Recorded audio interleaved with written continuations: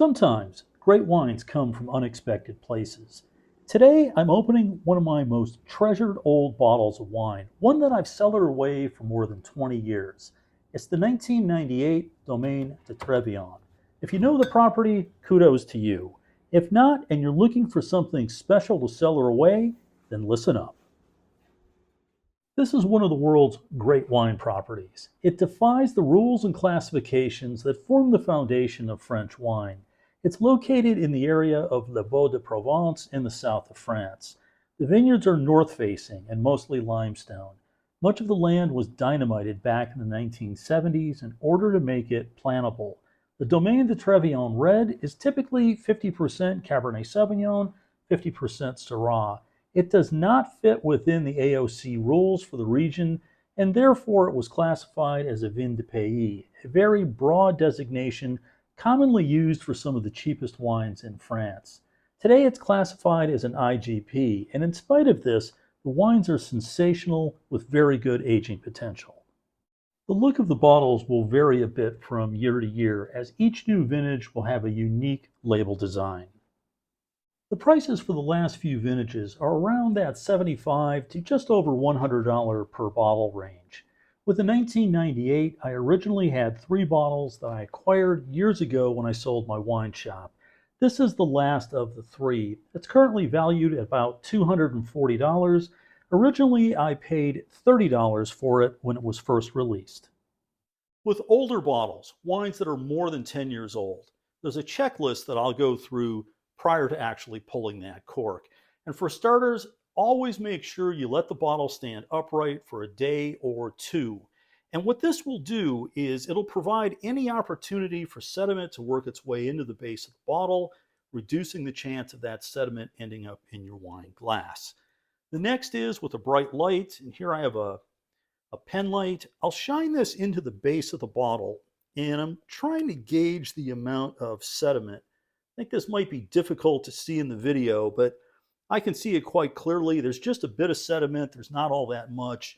Therefore, I'm going to opt to not decant this wine. The next is take a look at the fill level with that bottle standing upright.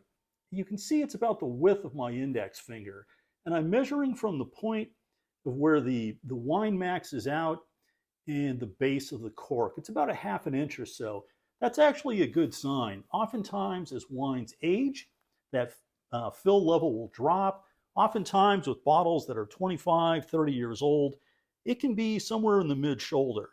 That's not a great sign. That's an indicator that perhaps the wine hasn't been stored all that well. It might be an indicator that there's a problem with the cork.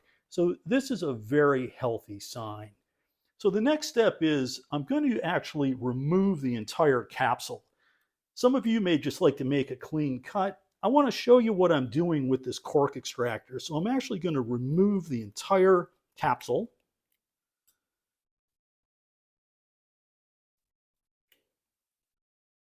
Ooh, and this is an excellent sign. Next is take a look at the condition of that cork. I mean, this looks just pristine. There's no seepage. There's nothing here that's giving me any indication that there's a problem. So this is a very good sign. Sometimes you'll have some bottles where there's some seepage. It's just not looking all that well. But in this case, it looks great and the cork feels really firm. That's a good sign as well. Now the cork extractor that I'm using is a knockoff of what's called the Durand. The Durand is very commonly used for older bottles of wine. Runs about $150. I'm too cheap.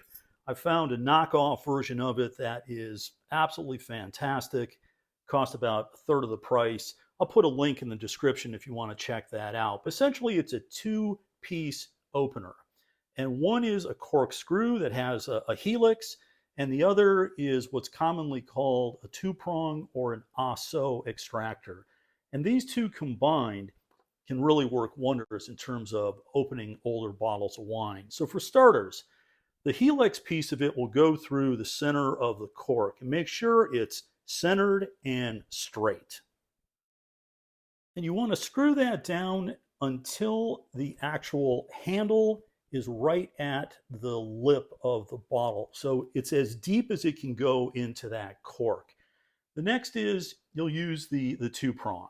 And the two prong is actually placed perpendicular to the actual helix part of the corkscrew.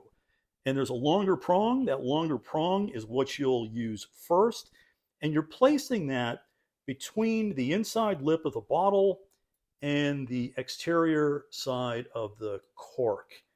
And then the shorter side gets worked in, and then you just rock this back and forth a little bit until it can't go down any further.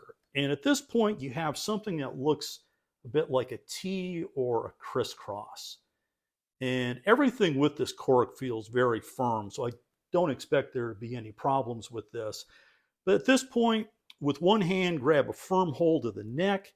With the other, grab a firm hold of the cork extractor and a nice slow motion upwards. This is going to take a few turns, but it seems to be, oh, this looks incredible shape, like amazing. So at this point, the cork is out, and you can see what that looks like. I mean, just outstanding condition. There's a little bit of seepage at the end, but overall, that is just in incredibly, incredibly good shape. So very good sign there. Now, I want to show you what the wine looks like, but I need to change the camera angle. I'll be back in a second.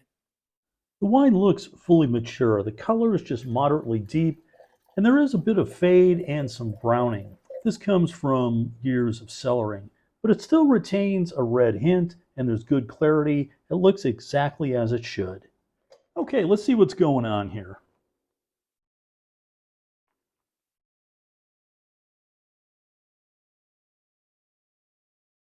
I think it's safe to say this is going to be a very good day of wine tasting. This smells amazing. There's this spice box, cracked pepper characteristic. It's a little bit of a charcuterie note to it. A good blast of tertiary characteristics, though. There's a bit of this leathery, mushroomy, earthy note to it. It's not something that dominates the aroma, but it's certainly there. I actually love the way this smells. I mean, very, very expressive, very lifted out of the wine glass as well. This is really a magnificent start.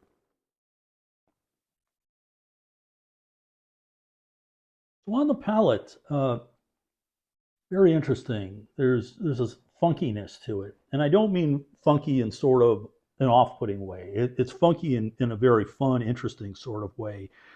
There's some red fruit characteristic here, a bit of this red raspberry, tangy pomegranate note. You can tell the Brettanomyces is there. And again, you do get a little hint of this earthy, leathery mushroom characteristic. It's wonderful on the palate. There's very good length. There is a touch of volatile acidity here, but again, not off-putting whatsoever.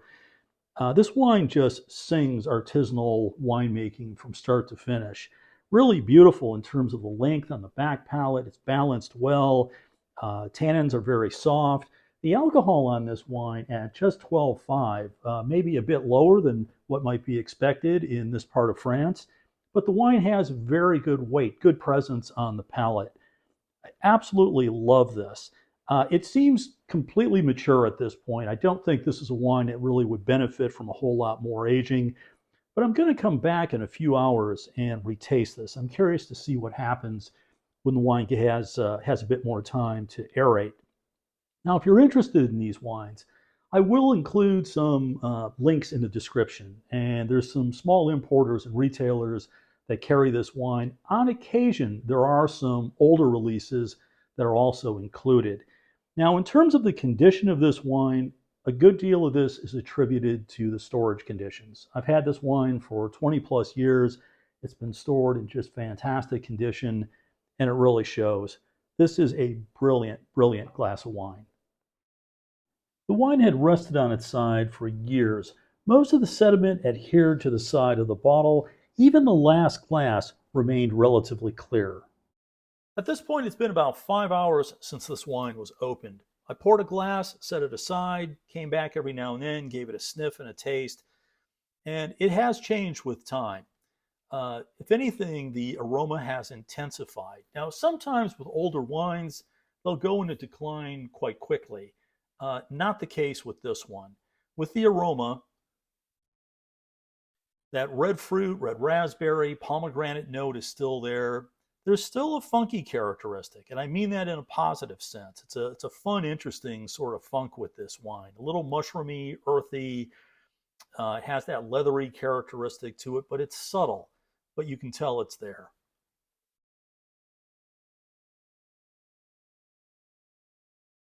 On the palate, this is so nice. It's nicely balanced. It's really put together extremely well. Oak is a very subtle underlying component here. Uh, I absolutely love it. The wine is just absolutely stunning from start to finish. And this being the last of three bottles that I had, I think this wine is really right at its peak. So uh, I think I opened this at the right time. Also, there's nothing commercial or broad market about this wine. It has artisanal written all over it. So if you're looking for wines that are a little different, unique, very expressive, I think this might be a good candidate. I know the wines are not cheap, but they do have very good aging potential. Now, if you've not yet subscribed to my channel, please consider doing so. It very much does help this channel. If you have any questions or comments, post them down below. I always do my very best to follow up. As for me, I'll be drinking something fantastic tonight. I hope you are as well. And please stop back again before too long. Cheers.